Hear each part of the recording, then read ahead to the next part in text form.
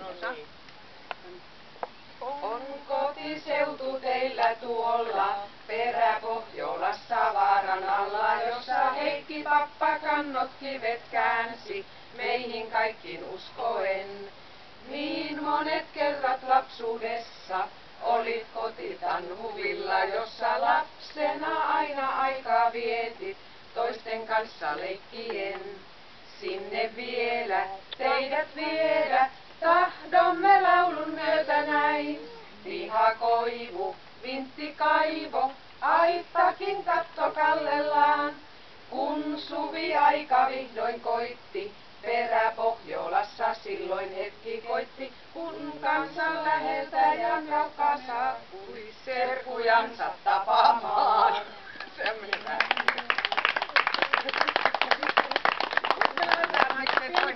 Tulemme kohta takaisin. Ilmeisesti.